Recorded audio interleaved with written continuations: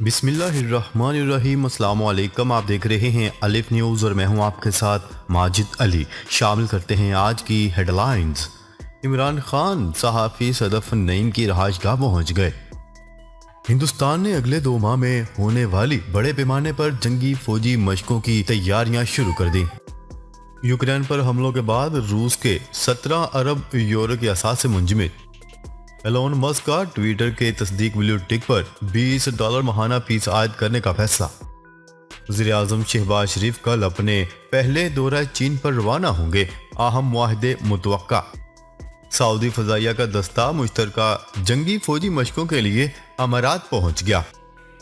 بھارت میں پل ٹوٹنے سے ہلاکتوں کی تعداد 141 ہو گئی۔ پاکستان اور دنیا بھر کی خبروں سے باخبر رہنے کے لیے الف نیوز کو سبسکرائب کر لیں۔ ہیڈ لائنز آپ نے جانی، اب بڑھتے ہیں خبروں کی تفصیلات کی طرف۔ Chairman P T I Imran Khan صحافی صدف نعیم کی رہائش گاہ پہنچ گئے، جہاں انہوں نے ان کے اہل خانہ سے تعزیت کی۔ اس سے پہلے رہنما تحریک انصاف اسد عمر نے اسپیکر پنجاب اسمبلی سبطین خان کے ہمراہ صحافی صدف نعیم کے گھر حاضری دی تھی۔ اسد عمر نے ٹویٹ کی کہ ابھی صدف نعیم کے اہل خانہ کے ساتھ تعزیت کے لیے ملاقات ہوئی۔ اللہ مرحومہ کی مغفرت کرے اور اہل خانہ کو صبر جمیل عطا کرے۔ اہل خانہ کا کہنا تھا کہ وہ صرف اپنی پروفیشنل ذمہ داری نہیں بلکہ دل کے جذبے سے لانگ مارچ کی کوریج کر رہی تھی۔ واضح رہے کہ گزشتہ رات صحافی صدف نعیم لانگ مارچ میں حادثے کا شکار ہو کر اپنی جان کی بازی ہار گئیں۔ وزیر اعلیٰ پنجاب چودھری پرویز الہی کا کہنا تھا کہ حادثہ میں صدف نعیم کی شہادت کا واقعہ انتہائی دل خراش ہے اور المناک واقعہ پر ہر دل دکھی ہے۔ انہوں نے کہا کہ پنجاب حکومت ان کی فیملی کی مکمل دیکھ بھال کرے گی اور فیملی کو تنہا نہیں چھوڑا جائے گا۔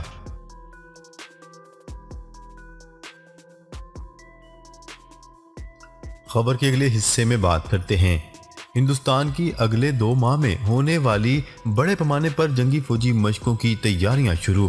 ہندوستان نے اپنی فوجی تعلقات کی مضبوطی اور فروغ کے لیے آئندہ 2 ماہ میں اپنے اتحادیوں کے ساتھ منعقد ہونے والی فوجی مشترکہ جنگی مشقوں کی تیاریاں شروع کر دیں۔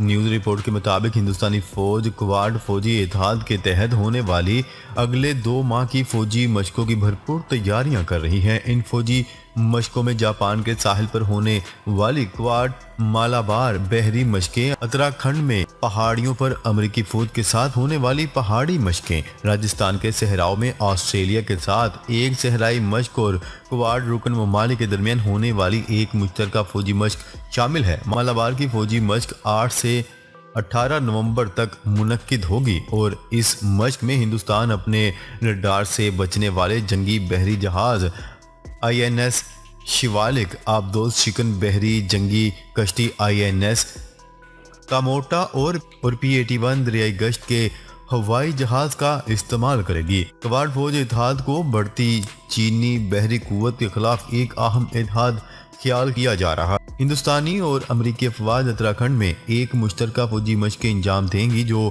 چینی سرحد سے صرف 100 کلومیٹر دوری پر واقع ہے، اور اس طرح ہندوستانی فوج بلند پہاڑیوں پر لڑنے اور اپنی صلاحیتوں کو جانچ پائے گی۔ راجستھان میں ہندوستانی فوج آسٹریلیا کی فوج کے ساتھ مہاجن شوٹنگ رینج میں ایک مشترکہ فوجی مشق میں شامل ہوگی۔ یاد رہے کہ ہندوستانی فوج اس سے پہلے آسٹریلیا کے ساتھ ڈارون آسٹریلیا میں ایک مشترکہ ہوائی مشق بھی انجام دے چکی ہے۔ اس کے علاوہ ہندوستانی فوج آئندہ 2 ماہ میں ملائیشیا اور انڈونیشیا کے ساتھ بھی مشقوں میں حصہ لے گی۔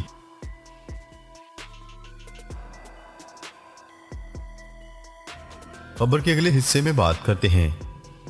یوکرین پر حملے کے بعد یورپی یونین نے روس کے خلاف کارروائی کرتے ہوئے اب تک تقریباً 17 ارب یورو مالیت کے اثاثے منجمد کر دیے۔ اس حوالے سے تفصیلات بتاتے ہوئے یورپی یونین کے جسٹس کمشنر نے ہفتے کے روز شائع ہونے والے ایک انٹرویو میں یہ اعداد و شمار بیان کیے۔ غیر ملکی خبرساں ادارے کی رپورٹ کے مطابق انہوں نے جولائی میں یورپی یونین کے 5 رکن ممالک میں روس کے تقریباً 13.8 ارب یورو کے اثاثے منجمد کرنے کی اطلاع دی تھی۔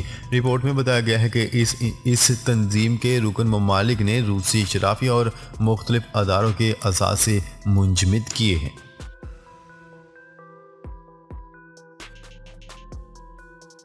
خبر کے اگلے حصے میں بات کرتے ہیں ٹویٹر کے نئے ممالک ایلون مسک نے تصدیق کی بلو ٹک پر $20 ماہانہ فیس عائد کرنے کا فیصلہ کر لیا۔ برطانوی میڈیا کے مطابق ایلون مسک نے بلو ٹک پر فیس عائد کرنے کے لیے سسٹم بنانے کے لیے انجینئرز کو 7 نومبر تک کی ڈیڈ لائن دے دی۔ ڈیڈ لائن تک پروجیکٹ پورا نہ کرنے کی صورت میں انجینئرز کو برطرف کرنے کی وارننگ دی گئی ہے۔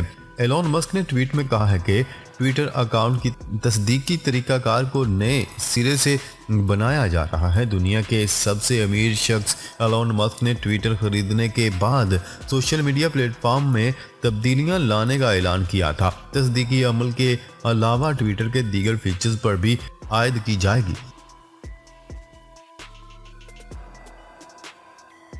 خبر کے اگلے حصے میں بات کرتے ہیں وزیر اعظم شہباز شریف کل 1 نومبر کو اپنے پہلے دورہ چین پر روانہ ہو گئے۔ اس موقع پر دونوں ممالک کے مابین کئی اہم معاہدے بھی متوقع ہیں۔ 11 اپریل 2022 کو منصب سنبھالنے کے بعد وزیر اعظم شہباز شریف کا یہ پہلا دورہ چین ہے، جس کی دعوت چین کی ریاستی کونسل کے وزیر اعظم نے دی تھی۔ حالیہ دورے میں دونوں ممالک کے مابین تجارت اور معاشی تعاون سمیت متعدد معاہدوں پر دستخط ہوں گے۔ واضح ہے کہ وزیر اعظم شہباز شریف اور چینی صدر شی جن پنگ کے درمیان ازبکستان میں 16 ستمبر 2022 کو بھی ملاقات ہوئی تھی۔ وزیر اعظم ہاؤس کے مطابق کمیونسٹ پارٹی چین کی 20ویں نیشنل کانگریس کے تاریخی انعقاد اور صدر شی جن پنگ کے تیسری بار جنرل سیکرٹری منتخب ہونے کے بعد وزیر اعظم شہباز شریف نے چین کا دورہ کرنے والے اولین رہنماؤں میں شامل ہیں۔ اس موقع پر اعلیٰ سطح کا وفد بھی وزیر اعظم شہباز شریف کے ساتھ شریک ہوگا۔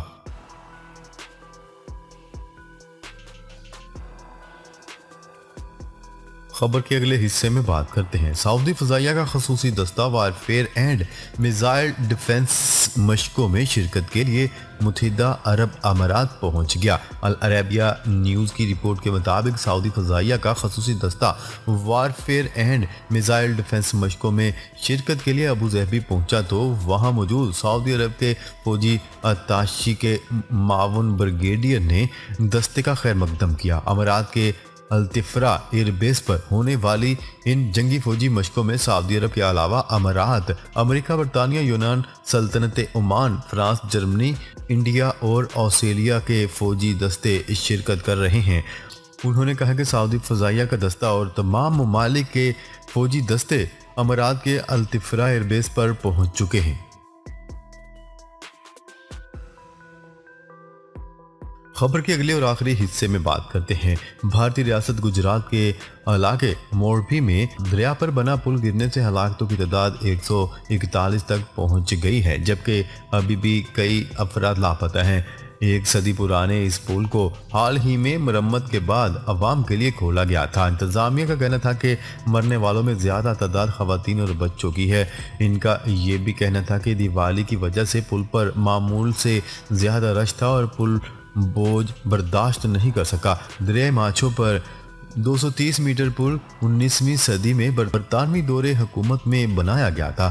پولیس فوج اور ڈیزاسٹر رسپانس ٹیم حادثے کی جگہ پر تعینات کی گئی ہیں، جبکہ امدادی کارروائیاں بھی رات سے جاری ہیں۔ گجرات بھارتی وزیر اعظم نریندر مودی کی آبائی ریاست ہے۔ ان کی طرف سے متاثرین کے اہل خانہ کے لیے معاوضے کا اعلان بھی کیا گیا ہے۔ حکام کی غفلت پر کئی سوالات اٹھ کھڑے ہوئے۔ عوام کا کہنا ہے کہ کیا پل کو دوبارہ کھولنے سے پہلے حفاظتی جانچ پڑتال کی گئی تھی۔ یہ ایک مشہور سیاحوں کی توجہ کا مرکز ہے جسے مقامی طور پر جھولتا پل کہا جاتا ہے۔ ناظرین، اب تک کے لیے اتنا ہی۔ مزید خبریں لے کر بہت جلد آپ کی خدمت میں حاضر ہوں گے۔ تب تک کے لیے اپنا خیال رکھیے گا۔ اللہ نگہبان۔